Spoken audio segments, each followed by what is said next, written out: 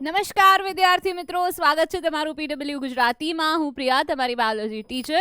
આજે આપણે ભણવાના છીએ માઇન્ડ મેપિંગ સિરીઝમાં બાયોલોજીનું chapter number 4 and science and ટેકનું ચેપ્ટર નંબર 9, જેનું નામ છે હેરિડિટી એન્ડ ઇવોલ્યુશન, આનુવંશિકતા એન્ડ ઉદ્વિકાસ.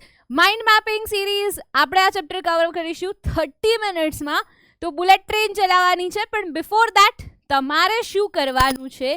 તમારે લઈને બેસવાનું છે તમારું બુક, પેન, તમારી ટેક્સ્ટ બુક ઓર તમારી નોટ્સ જેમાં હોય તે નોટ પણ તમે સાથે લઈને બેસી શકો છો. સો જે બી વસ્તુ આપણે અહીંયા એડ કરીએ છીએ કે શીખીએ છીએ અથવા તો જે તમને નવું લાગે છે તે તમે શું કરી શકશો? લખી શકશો. તો ચલીએ શરૂ કરતે એન્ડ હિયર વી ગો. તો સૌથી પહેલાં તો આનુવંશિકતા અને ઉદ્વિકાસ જ્યારે ચેપ્ટરનું નામ છે તો મને એ જ નથી ખબર કે આનુવંશિકતા એટલે શું. What do we mean by આનુવંશિકતા? તો આનુવંશિકતાનો એક સરળ અર્થ છે કે માતા પિતાના લક્ષણો સંતતિમાં ઉતરી આવવાની ઘટના, એટલે કે આનુવંશિકતા એટલે કે કોઈ લક્ષણો છે તે પિતૃ પેઢીમાંથી સંતતિમાં ઉતરી આવે છે.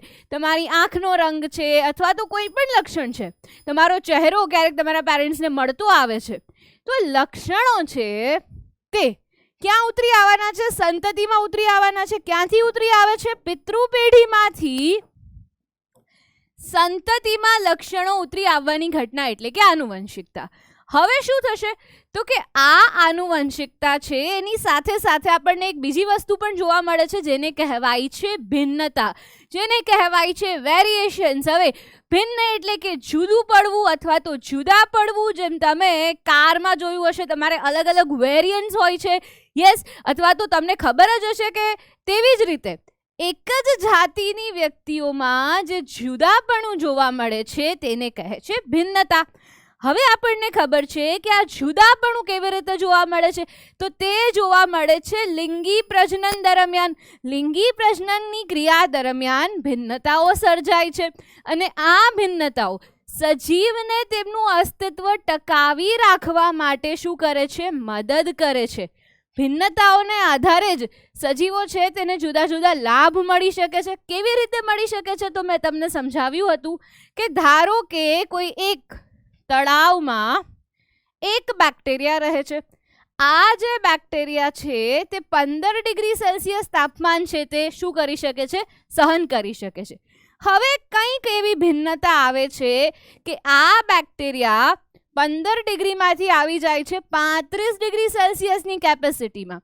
ઘણા બધા વર્ષો પછી ગ્લોબલ વોર્મિંગ થાય છે, પૃથ્વીનું તાપમાન વધતું જાય છે અને આ તળાવનું તાપમાન થઈ ગયું 35 ડિગ્રી સેલ્સિયસ. તો હવે જો આ બેક્ટેરિયા છે તેમને શું મળી? ભિન્નતા હતી, તે જુદા પડતા હતા, તો માટે તે શું કરશે? સર્વાઈવ કરી શકશે. જ્યારે 15 ડિગ્રી સેલ્સિયસ વાળા બેક્ટેરિયા છે તે સર્વાઈવ કરી શકતા નથી. તો આ જે વસ્તુ છે તો ભિન્નતા છે તેનો આપણને આ એક લાભ મળે છે. હવે આગળ વધીએ છીએ. જીવ વિજ્ઞાન, બાયોલોજીની એવી બ્રાન્ચ કે જે આનુવંશિકતા અને ભિન્નતા બંનેનો અભ્યાસ કરે છે તેને કહેવાય છે જનીન વિદ્યા. તેને શું કહેવાય છે? જેનેટિક્સ તરીકે ઓળખવામાં આવે છે. હવે થોડુંક આપણે જેનેટિક્સમાં આગળ વધીએ છીએ. આ જે જેનેટિક્સ છે અથવા તો આ ચેપ્ટરમાં જે જેનેટિક્સ તમારે ભણવાનું છે તેમાં તમારે સ્પેશિયલી સ્ટડી કરવાનું છે મેન્ડલિઝમ. ગ્રેગર જોન મેન્ડલને તમારે સ્ટડી કરવાના છે. પણ આ બધું જ કરતા પહેલા you should know some terms. તમને અમુક ટર્મિનોલોજીની ખબર હોવી જરૂરી છે. તો એ ટર્મિનોલોજીઝ એકવાર જોઈ લઈએ છીએ. તો કે વ્યક્તિની આગવી વિશિષ્ટતાને શું કહેવાય છે? લક્ષણ કહે છે. હવે ફોર એન એક્ઝામ્પલ, વાકડિયા વાળ, વાદળી આંખો, બ્રાઉન આઈઝ, યસ. તો કાનની બૂટ છે તે જોડાયેલી હોવી અથવા તો મુક્ત હોવી, એટલે કે અહીંયા કર્ણપલ્લવ જોડાયેલો હોવો કે મુક્ત હોવો, ચામડીનો રંગ છે, ઊંચાઈ છે, આ બધું જ શું છે? આ બધી જ વસ્તુઓ છે લક્ષણો. અને આ જ લક્ષણો છે તે શું હોય છે? એક પેઢીમાંથી બીજી પેઢીમાં ઉતરી આવતા હોય છે. હવે આ લક્ષણો જ્યારે એક પેઢીમાંથી બીજી પેઢીમાં આવે છે તો કેવી રીતે આવે છે? તો તે સમજીએ છીએ. તો કે લક્ષણની અભિવ્યક્તિ, આ જે લક્ષણ છે, જેમ કે તમારા વાળ વાકડિયા છે તો આ જે લક્ષણ છે તેની અભિવ્યક્તિ કરતું એકમ એટલે કે જે આ લક્ષણને દર્શાવે છે તેને કહેવાય છે કારક. What it is called? એને કહેવાય છે કારક અથવા તો ફેક્ટર. હવે આ જે કારકો છે, ખાસ યાદ રાખજો, આ જે કારકો છે તે હંમેશા જોડમાં હોય છે એટલે કે પેરમાં જોવા મળતા હોય છે. આ કારકોનું કામ શું છે? તો કે લક્ષણોની અભિવ્યક્તિ કરવાનું છે. તમારી આંખનો રંગ, તમારી ચામડીનો રંગ, તમારી ઊંચાઈ, આ બધું જ આ કારકો દ્વારા અભિવ્યક્ત થાય છે ને આ કારકો રહેલા હોય છે પેરમાં. ચલો, મેન્ડલે શું કીધું? તો કે મેન્ડલના આ જે કારકો છે એને હવે આપણે અત્યારે શું કહીએ છીએ? આપણે કહીએ છીએ જીન્સ. યસ, તો હવે હું તમને સમજાવું છું. લક્ષણોની અભિવ્યક્તિ કોણ કરે છે? જીન્સ કરે છે. પણ આપણે એને જીન્સ કહીએ છીએ. મેન્ડલે તેને શું કીધું હતું? કારક કીધું હતું. કારક કેવી રીતે જોવા મળે છે? તો કે કારકો જોડમાં જોવા મળે છે. કારક અથવા જનીનને અંગ્રેજી મૂળાક્ષરો વડે રજૂ કરવામાં આવે છે. ચલો, આ પણ આપણે જોઈ લઈએ કે કેવી રીતે આપણે તેને રજૂ કરીએ છીએ. જેમ કે ઊંચાઈ, તો ટોલનેસ, તો તેના માટેનું જે કારક છે તેને હું આવી રીતે રજૂ કરીશ. હવે કેપિટલ ટી શું કામ લખું છું? સ્મોલ ટી શું કામ લખું છું? કેપિટલ ટી સ્મોલ ટી શું કામ લખું છું? બધી જ ચર્ચા હમણાં હું તમારી સાથે થોડી વારમાં કરીશ. ચલો, અહીંયા સુધી ક્લિયર? ટર્મિનોલોજીઝ ક્લિયર થઈ ગઈ હશે. And let's move ahead. હવે તમને અહીંયા લક્ષણો પણ જોયા કે કાનની બૂટ જોડાયેલી હોવી અથવા તો મુક્ત હોવી, એ બી આપણે જોયું. આને આધારે લક્ષણોના બે પ્રકાર છે. There are two types. સૌથી પહેલું તો આનુવંશિક અને બીજું છે ઉપાર્જિત. હવે આનુવંશિક, તમને આનુવંશિકતા તો ખબર છે કે શું? પિતૃપેઢીમાંથી સંતતિમાં આવે છે. તો જ્યારે પિતૃપેઢીમાંથી સંતતિમાં આવે છે તો જે લક્ષણો પિતૃપેઢીમાંથી સંતતિમાં વહન પામે તેને કહેવાય છે આનુવંશિક લક્ષણો. અને જે લક્ષણો છે તે જીવનકાળ દરમિયાન પ્રાપ્ત કર્યા છે, જેનું વહન નથી થતું, તો તેને કહેવાય છે ઉપાર્જિત લક્ષણો. હવે આનું સરળ ઉદાહરણ આપું તમને કે જો મને સ્વિમિંગ કરતા આવડે છે તો તેનો અર્થ એવો નથી કે મારી આ સ્વિમિંગની કળા છે તે મારી આવતી પેઢીમાં ટ્રાન્સફર થાય. શું કામે? કારણ કે મેં જીવનકાળ દરમિયાન એ કળાને શીખી છે. ઓકે, મેં આ લક્ષણ ઉપાર્જિત કર્યું છે, મને ક્યાંયથી મળ્યું નથી. But when it comes to colour of my eyes, મારી આંખનો રંગ બ્રાઉન છે, તો તે શું હોઈ શકે છે? તે આનુવંશિક લાક્ષણિકતા હોઈ શકે છે. ક્લિયર? સમજાય છે? તો આને આધારે આપણી પાસે બે પ્રકાર છે. બીજું, કાનની બૂટ જોડાયેલી હોવી અથવા તો મુક્ત હોવી, તે એક આનુવંશિક લક્ષણનું ઉદાહરણ છે. ચેક નાવ, તમને ખબર પડી જશે કાનની બૂટ જોડાયેલી છે કે તમારી કાનની બૂટ મુક્ત છે, અને તે આનુવંશિક લક્ષણનું ઉદાહરણ છે. ક્લિયર? ચલો, હવે આ સાઈડ આવી જઈએ છીએ. યસ, પ્રભાવી અને પ્રચ્છન્ન લક્ષણ. હવે હું આવી જાઉં છું મારી કેપિટલ ટી અને સ્મોલ ટી વાળી વાત ઉપર. લિંગી પ્રજનન કરનારા સજીવોમાં એક લક્ષણના જનીનની બે નકલ હોય છે. ખાસ યાદ રાખજો, કેટલી કોપીઝ હોય છે? બે કોપીઝ હોય છે. હવે શું થાય છે? આ પ્રતિકૃતિઓ એક સમાન ન હોવાની પરિસ્થિતિમાં જે લક્ષણ વ્યક્ત થાય તેને પ્રભાવી લક્ષણ, અને જે લક્ષણ પ્રભાવીની ગેરહાજરીમાં વ્યક્ત થાય અથવા તો પ્રભાવીની હાજરીમાં અવ્યક્ત રહે. સમજાતે હૈ? ચલો, કેપિટલ ટી અથવા તો હું એવું કહું છું કે અહીંયા ઊંચાઈ માટેનું એક જનીન આવેલું છે કેપિટલ ટી, અને બીજું એક જનીન છે સ્મોલ ટી. હવે આ capital T small T will understand, પણ જ્યાં સુધી કેપિટલ ટી છે એટલે કે જ્યાં સુધી આ ઊંચાઈના કારકની હાજરી છે અથવા તો કેપિટલ ટી ઇઝ ધેર, જે પ્રભાવી છે, તો તેની હાજરીમાં પ્રચ્છન્ન છે તે વ્યક્ત નહીં થઈ શકે. આને આપણે હમણાં જ સમજીએ, પણ છતાં કે આ પ્રતિકૃતિઓ એક સમાન નથી હોતી. એટલે કે if it is capital T and small T આવું હોય તો શું થાય? તો કે કેપિટલ ટીની હાજરીમાં સ્મોલ ટી છે તે વ્યક્ત નહીં થાય. એનો મતલબ એમ છે કે કેપિટલ ટી ઓવરપાવર કરે છે. કોને ઓવરપાવર કરે છે? સ્મોલ ટીને ઓવરપાવર કરે છે. મતલબ કે જોડમાં આવેલા છે એક એવું છે કે જે ઓવરપાવર કરે છે, બીજાને નથી આવવા દેતું. તો જે ઓવરપાવર કરે છે તેને કહેવાય છે પ્રભાવી. ક્લિયર? તેને કહેવાય છે ડોમિનન્ટ વન, કે જે એની સાથે જે બીજું છે તેને શું નથી થવા દેતું? વ્યક્ત નથી થવા દેતું. તો જે ઓવરપાવર કરે છે, જે વ્યક્ત થાય છે, તેને કહેવાય છે પ્રભાવી, અને એના સિવાયનું પ્રચ્છન્ન. હવે આપણે જઈએ છીએ મેન્ડલિઝમ ભણવા માટે. ગ્રેગર જ્હોન મેન્ડલ, જેમને કહેવાય છે ફાધર ઓફ જેનેટિક્સ. જનીન વિદ્યામાં મેન્ડલના પ્રદાનને મેન્ડલિઝમ તરીકે ઓળખવામાં આવે છે. તેમને જનીન વિદ્યાના પિતા તરીકે ઓળખીએ છીએ. તેમણે શું કર્યું હતું? તો કે વટાણાના છોડ ઉપર કાર્ય કર્યું હતું.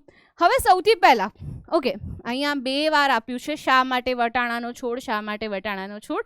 સો વટાણાનો છોડ સરળતાથી ઉછેરી શકાય છે. તેની પાસે ઉભયલિંગી પુષ્પો છે, એટલે કે પુષ્પમાં, એક જ પુષ્પમાં નર અને માદા બંને પ્રજનન તંત્રની હાજરી છે. તેથી સ્વફલન સરળતાથી થાય છે. બધા જ લક્ષણોનો અભ્યાસ થઈ શકે છે. વટાણાનો છોડ વિરોધાભાસી લક્ષણો દર્શાવે છે, એટલે કે એક ઊંચો તો એક બીજો નીચો પણ પ્રાપ્ત થઈ શકે છે. એના સિવાય જે લક્ષણોનો મેન્ડલે અભ્યાસ કર્યો હતો તેમાં સીડ શેપ આવી જાય છે, એટલે કે બીજનો આકાર આવી જાય છે, રંગ આવી જાય છે, પોડ શેપ આવી જાય છે, પોડ કલર આવી જાય છે, કે શીંગ છે તેનો આકાર કેવો હશે, તેનો રંગ કેવો હશે, ફૂલ છે તેનો રંગ અને તેની જે પોઝિશન, તેનું સ્થાન છે તે આવી જાય છે, અને ખાસ લેન્થ અથવા તો ઊંચાઈ છે તે પણ આવી જાય છે. તો આ બધા જ લક્ષણોનો અભ્યાસ કોણે કર્યો હતો? મેન્ડલે કર્યો હતો. અને એના આધારે મેન્ડલે કંઈક આપણને નિયમો આપ્યા હતા. તો સૌથી પહેલાં તો આપણે એ ભણવાનું છે કે મેન્ડલે કયા પ્રયોગો કર્યા હતા. મેન્ડલના પ્રયોગોમાંથી તમારા માટે જરૂરી એવા 2 પ્રયોગો છે, જેને કહેવાય છે monohybrid cross and dihybrid cross. ચલો ભણીએ છીએ એક સંકરણ અને દ્વિસંકરણ, પણ એ પહેલાં આપણે અમુક વસ્તુ અહીંયા સમજી લઈએ. જેમ કે પિતૃ છોડ છે તો તેના માટેની ટર્મિનોલોજી છે પી, પેરેન્ટ. પછી પહેલી સંતાન પેઢીને કહેવાય છે F1, ફિલિયલ 1. બીજી આવશે તો હું F2 કહીશ, F3 કહીશ. હવે આપણે લક્ષણો, જેમ કે ઊંચાઈ દર્શાવવું છે, તો તેને દર્શાવવા માટે મારે ઉપયોગ કરવો પડશે અંગ્રેજી મૂળાક્ષરનો.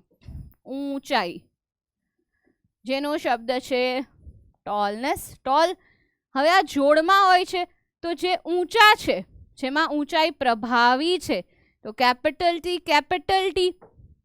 પ્રચ્છન્ન છે, જેમાં પ્રચ્છન્ન છે તો આવી જશે સ્મોલ ટી. બરાબર? કેપિટલ ટી એટલે કે ઊંચો છોડ, સ્મોલ ટી એટલે કે નીચો છોડ. પણ જો હવે એક કેપિટલ અને એક સ્મોલ ટી હોય તો તમારે સમજવાનું છે કે આ છોડ પણ ઊંચો થશે. શું કામે? કેપિટલ ટી પ્રભાવી છે, તેની હાજરીમાં સ્મોલ ટી વ્યક્ત નહીં થાય. તો ઊંચો છોડ એ પ્રભાવી લક્ષણ છે, નીચો છોડ પ્રચ્છન્ન લક્ષણ છે. પીળા રંગના બીજ એ પ્રભાવી લક્ષણ છે. જો પીળા રંગના બીજ પ્રભાવી લક્ષણ છે. લીલા રંગના બીજ છે તો હું જી નહીં લખું. What I will right? Small y. એટલે કે આ પ્રચ્છન્ન લક્ષણ છે અને આ પ્રભાવી લક્ષણ છે. પીળો રંગ પ્રભાવી છે, લીલો રંગ પ્રચ્છન્ન છે. ક્લિયર? ચલો હવે થોડું અહીંયા સમજીએ કે લક્ષણોને કેવી રીતે દર્શાવવામાં આવે છે. ઉદાહરણ તરીકે ઊંચાઈ કેપિટલ ટી, સ્મોલ ટી.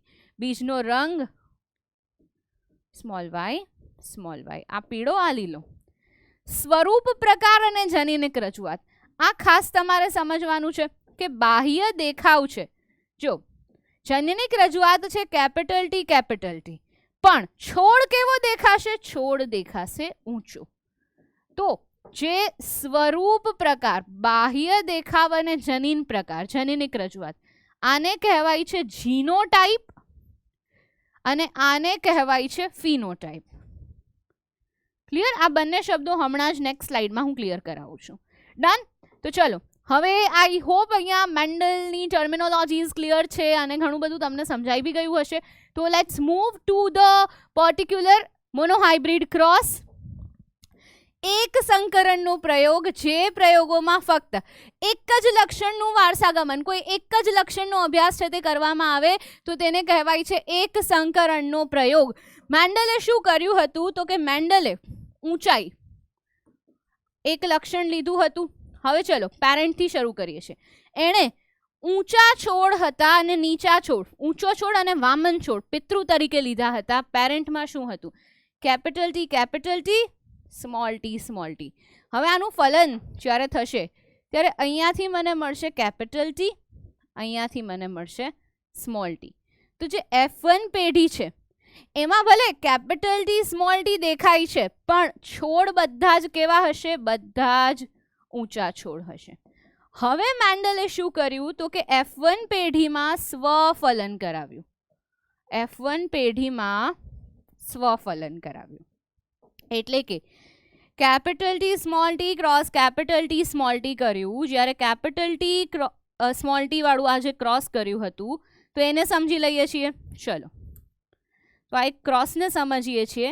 આના માટે હું જેની હેલ્પ લઉં છું તેને કહેવાય છે Punnett square. Capital T small T, capital T small T. હું કલર ચેન્જ કરી લઉં છું so that you can understand. હવે જો capital T, capital T small T, capital T small T અને અહીંયા આવશે સ્મોલ ટી. મને 4 પ્રાપ્ત થયા. કયા કયા? Capital T, capital T small T, capital T small T, small T. ચલો તો આના જનીન પ્રકાર કેવા છે? આવું એક જ છે. આ કેવા છે? 2 છે અને આ કેવું છે? 1 છે. તો તમને એક અહીંયા ગુણોત્તર મળે છે જેને કહેવાય છે જનીન પ્રકારનો ગુણોત્તર. જેને કહેવાય છે જનીન પ્રકાર. જનીનોમાં જે તમને વિવિધતા અહીંયા 3 ટાઈપ્સ જોવા મળીને તેનો ગુણોત્તર 1:2:1. પણ હું તમને એમ પૂછું કે ઊંચા છોડ કેટલા હતા તો કેપિટલ ટી ઊંચા હતા, કેપિટલ ટી સ્મોલ ટી પણ ઊંચા, કેપિટલ ટી સ્મોલ ટી પણ ઊંચા હતા. મતલબ કે સ્વરૂપ પ્રકાર દેખાવમાં શું હતું તો કે 3 છોડ ઊંચા અને તેની સામે 1 છોડ વામન હતો. તો આ જે ગુણોત્તર છે તે સ્વરૂપ પ્રકાર છે, આ છે તે જનીન પ્રકાર છે જે તમે અહીંયા જોઈ શકો છો કે F2 પેઢીમાં 3:1 75% છોડ ઊંચા અને 25% છોડ છે તે વામન અથવા તો નીચા મળ્યા છે.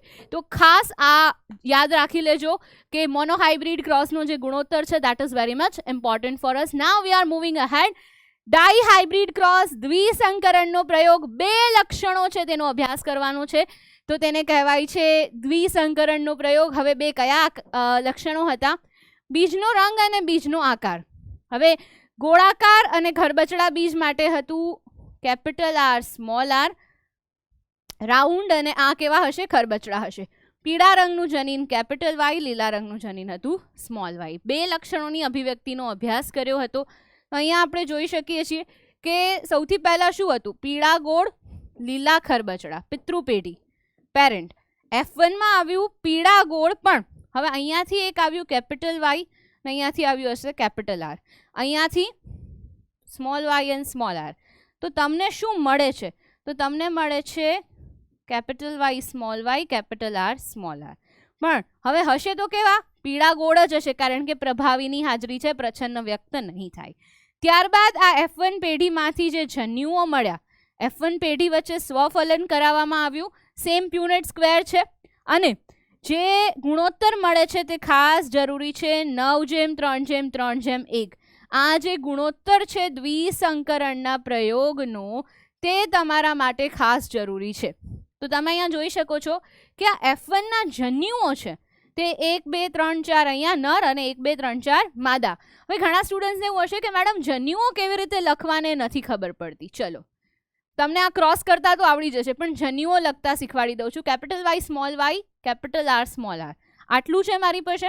ચલો હવે હું તમને આમાંથી તમારે કેટલા જન્યુ લખવાના છે? 4. ચલો capital Y small y, capital Y small y. હવે અહીંયા capital R small r small r. ચલો મળી ગયા. જુઓ પહેલું, પછી આ તમારું થઈ ગયું બીજું, અહીંયા થઈ ગયું તમારું થર્ડ અને this is your fourth. Clear? આવડી ગયા જન્યુઓ લખતા? બસ નર જન્યુ અને માદા જન્યુ છે, પ્યુનેટ સ્ક્વેર છે.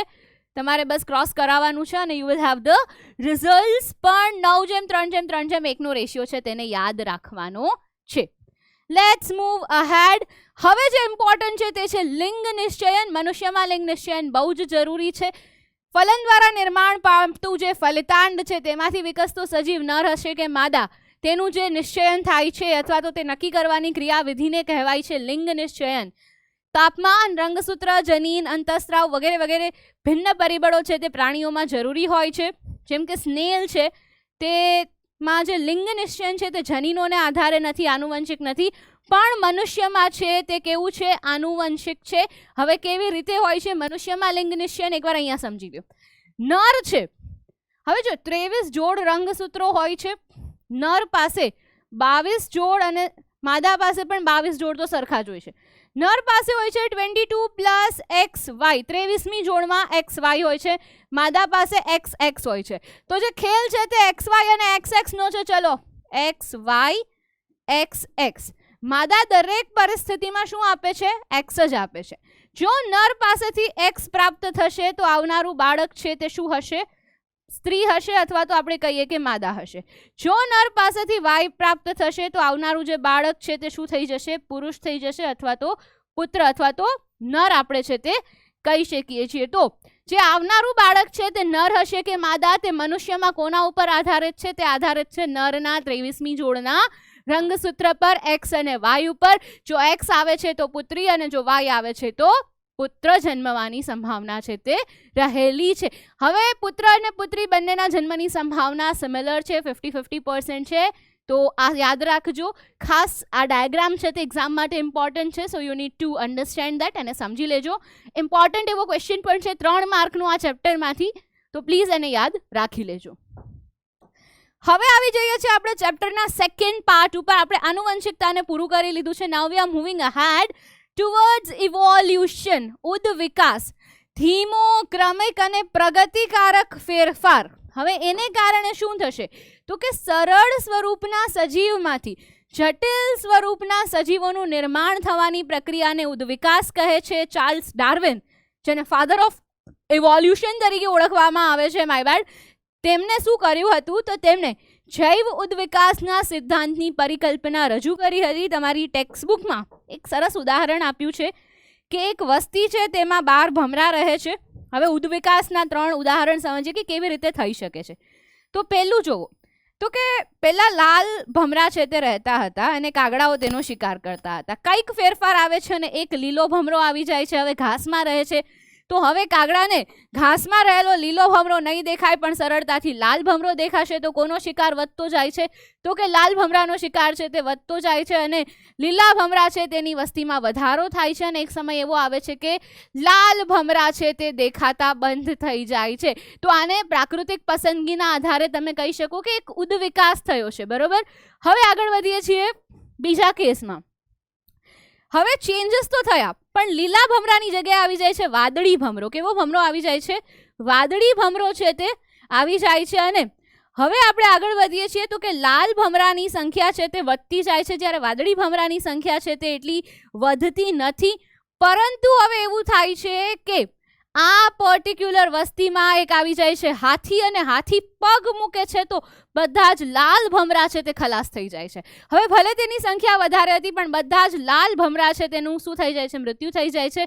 તો આ વાદળી ભમરા છે તે બચી જાય છે. તો વળી પાસે વાદળી જે ભમરા છે તેની સંખ્યામાં વધારો થઈ શકે છે. તો કંઈક કુદરતી ઘટનાઓને આધારે પણ આ બધું થતું હોય છે. અને થર્ડ એક્ઝામ્પલ તમારે એ સમજવાનું છે કે લાલ ભમરા હતા, એક વર્ષે દુકાળ પડ્યો, દુકાળ તો નહીં પરંતુ વનસ્પતિને રોગ લાગુ પડી ગયો, તો ભમરાને ખાવાનું ઓછું મળતું હતું, તો ભમરા છે તે વીક થઈ ગયા, તેમને વીકનેસ આવી ગઈ.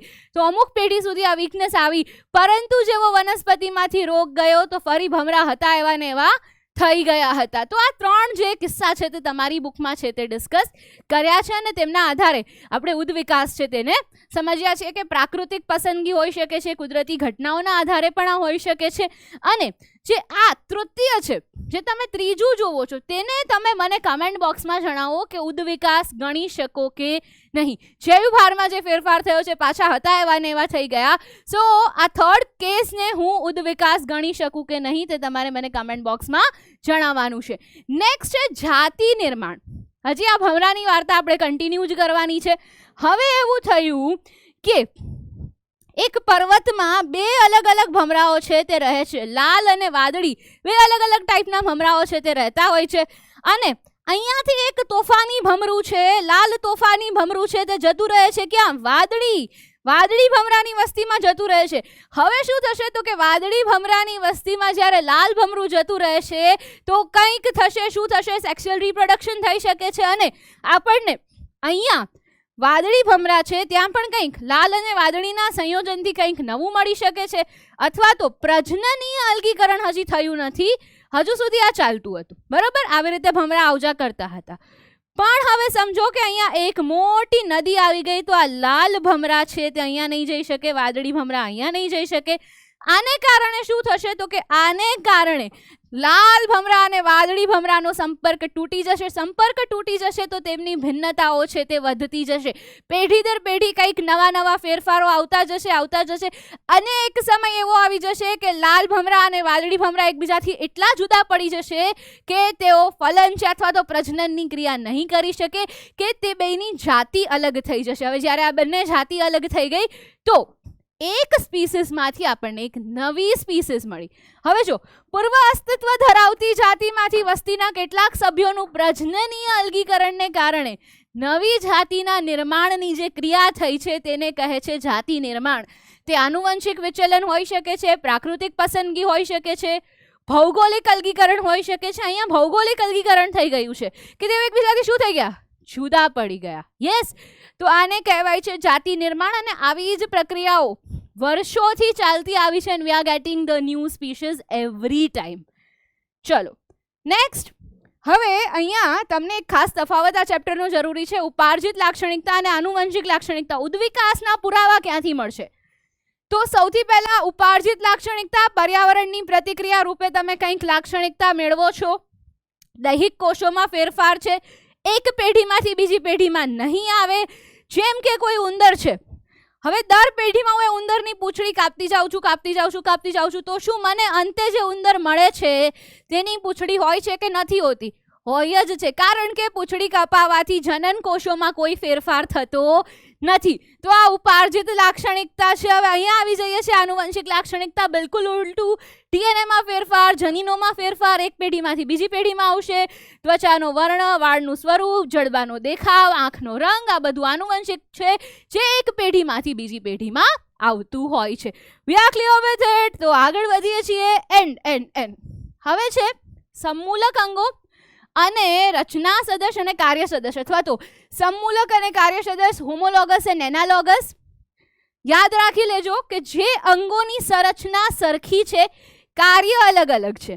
સંરચના સરખી એટલે એનો મતલબ એમ છે કે એક પૂર્વજમાંથી આવ્યા છે, કાર્ય અલગ છે, તો એનો મતલબ એમ થઈ જાય છે કે તેઓ સમમૂલક હોમોલોગસ ઓર્ગન છે, એક જ પૂર્વજમાંથી આગળ આવ્યા છે. તો ગરોળીનું અગ્ર ઉપાંગ અને મનુષ્યનું અગ્ર ઉપાંગ. હવે તમે અહીંયા જોઈ શકો છો કે ગરોળી છે, મનુષ્ય છે અને લગભગ એક પક્ષીની પાંખ પણ અહીંયા દર્શાવી છે. તો ઓલમોસ્ટ તમને જે રચના સિમિલર દેખાય છે પણ કાર્ય કેવું છે? અલગ અલગ છે. તો તેને રચના સદસ્ય અંગો કહેવાય છે. હવે જ્યારે પાયાની સંરચનામાં વિવિધતા પણ કાર્ય સમાન, જેમ કે પાંખ, પક્ષીની પાંખ અને ચામાચીડિયાની પાંખ, તમે જોઈ શકો છો કે સંરચના અલગ અલગ છે પણ કામ તો એક જ છે, ઉડવામાં મદદ કરે છે. તો આને કહેવાય છે કાર્ય સદસ્ય અંગો. હવે રચના સદસ્ય અંગો અને કાર્ય સદસ્ય અંગો શું કહે છે?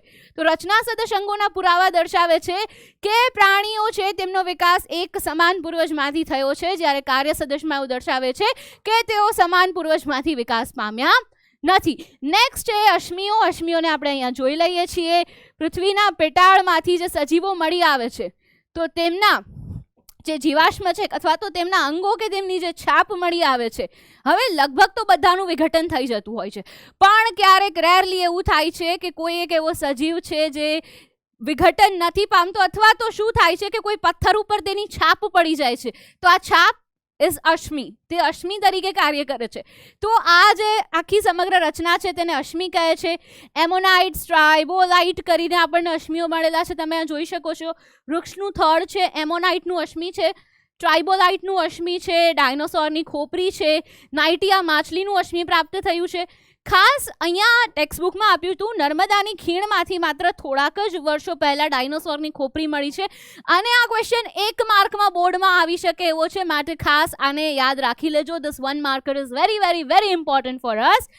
એન્ડ આપણે આગળ વધીએ છીએ ઉદ વિકાસના તબક્કાઓ, કે આ ઉદ વિકાસ કેવી રીતે થતો હોય છે. તો આ જે ઉદ વિકાસ છે તે તબક્કાવાર થતો હોય છે, અને એનો અર્થ એવો નથી કે એક પર્ટિક્યુલર લાક્ષણિકતામાંથી બીજીમાં આવ્યા તો જે આગલી છે તે જતી રહેશે, એવું નથી. આગલી તો રહેશે, but time by time, step by step આપણે શું થઈએ છીએ, અપગ્રેડ થવાનું તમે તેને સમજી શકો છો. હવે ખાસ ડાયનોસોર છે તેમાં જે પીંછા સૌથી પહેલા જોવા મળ્યા હતા, તો પીંછાનો ઉદ્વિકાસ આપણે સમજવાનો પ્રયત્ન કરીએ તો આ પીંછા સૌથી પહેલા સરીસૃપ વર્ગના ડાયનોસોરમાં જોવા મળ્યા હતા, પણ ત્યારે તેનું કાર્ય ઉડવા માટે નહોતું, બટ તેનું કામ હતું ત્યારે એને ઠંડીથી રક્ષણ આપવાનું. ગ્રેજ્યુઅલી એવું થયું કે આ પીંછા છે તે પક્ષીઓમાં આવી ગયા, પક્ષીઓ તેનો ઉડવા માટે ઉપયોગ કરે છે. તો અહીંયાથી કંઈક આપણને રિલેટ કરી શકાય છે કે જીવાશ્મના જે શીર્ષ છે, આ ડાયનોસોર ઉડવા માટે અસમર્થ હતા, પણ પાંખોનો જે વિકાસ છે તે અહીંયા સૌથી પહેલા જોવા મળ્યો હતો, પણ તેનો ઉડવા સાથે કોઈ સંબંધ નથી. તો આવી રીતે ક્રમિક તબક્કાવાર ઉદ્વિકાસ છે તે જોવા મળ્યો હતો. ખાસ આંખની ઉદ્વિકાસ છે તે પણ તમને સમજાવેલો છે, અને આપણા દ્વારા, ખેડૂતો દ્વારા જંગલી કોબીજમાંથી અલગ અલગ ભાગોનો વિકાસ કરીને કલરબી, ફ્લાવર, બ્રોકોલી, કોબીજ, લાલ કોબીજ અને કેલ છે તેને વિકસાવવામાં આવ્યા છે. તો તે પણ શું છે, ઉદ્વિકાસના તબક્કાઓ છે. તબક્કાવાર, ક્રમિક છે ત્યાં ઘટનાઓ ચાલતી રહે છે, સડન નથી હોતું. 1 બાય 1, સ્ટેપ બાય સ્ટેપ આગળ છે તે વધતું રહે છે. ચલો, માનવ ઉત્ક્રાંતિ થોડુંક એવું ઇમ્પોર્ટન્ટ છે કે માનવ ઉદ્વિકાસના અભ્યાસ પરથી આપણે શું જાણ્યું, તો કે તમને અહીંયા માનવ ઉદ્વિકાસ બતાવ્યો પણ છે કે સૌથી પહેલા ઓસ્ટ્રેલોપિથેકસ હતા, ત્યારબાદ હોમો હેબિલિસ, હોમો ઇરેક્ટસ, નિએન્ડરથલ્સ અને ત્યારબાદ હોમો સેપિયન્સ. હવે તમે જોઈ શકો છો કે આ છે તે સીધા ચાલતા નહોતા, સીધા ચાલવાની શરૂઆત થઈ હોમો ઇરેક્ટસથી, પછી થોડુંક અપગ્રેડેશન આવ્યું, હોમો નિએન્ડરથલ આવ્યું, ત્યારબાદ આવ્યું હોમો સેપિયન્સ. તો કાળક્રમે શું થાય છે, ઉદ્વિકાસ છે તે થતો આવ્યો છે, which you need to understand કે મૂળ છે તે તો આફ્રિકન જ છે. હવે એ આફ્રિકામાંથી શું થયું, તો કે અમુક આફ્રિકામાં રહ્યા, અમુક બીજે બધે જતા રહ્યા. જેમ જેમ આગળ વધતા ગયા, સમગ્ર પૃથ્વી પર ફેલાતા ગયા, તેમ તેમ તેની ભૌગોલિક વિશિષ્ટતાઓને કારણે કંઈક ફેરફાર છે તેમાં આવતા ગયા. અલ્ટિમેટલી આપણી પાસે અત્યારે જે આપણે છીએ તે હોમો સેપિયન્સ છીએ, જે એનું બેસ્ટ વર્ઝન છે. ક્લિયર? પણ એનો અર્થ એવો નથી કે આગલા વર્ઝન્સ બેસ્ટ નહોતા, દે વર બેસ્ટ. તે પર્યાવરણ સાથે સંમેલિત થઈ અને કાર્ય કરતા હતા, પણ જે ડીએનએમાં ચેન્જીસ આવ્યા છે તો કંઈક ને કંઈક ઉદ્વિકાસ છે તે થતો રહ્યો છે. તો માનવ ઉત્ક્રાંતિ છે તે ભણવાનું છે તમારે. એમાં બસ એક આ છે આફ્રિકાવાળી જે લાઈન છે તે ઇમ્પોર્ટન્ટ છે. આ નામ તમે કદાચ નથી યાદ રાખતા તો ઓકે છે. અને આના પછી ઉદ્વિકાસને પ્રગતિને સમાન ન ગણવું જોઈએ, તે મેં તમને ઓલરેડી સમજાવી દીધું છે. We are done with this chapter. અગર તમને કોઈ ડાઉટ છે, ક્વેરી છે, ક્વેશ્ચન છે, ઓપિનિયન છે, comment box is always open for you. તમને મળું છું એક નેક્સ્ટ ચેપ્ટર સાથે નેક્સ્ટ 30 મિનિટ્સ. તો ત્યાં સુધી ભણતા રહેજો. Keep learning, keep enjoying. Bye bye, take care. Thank you so much.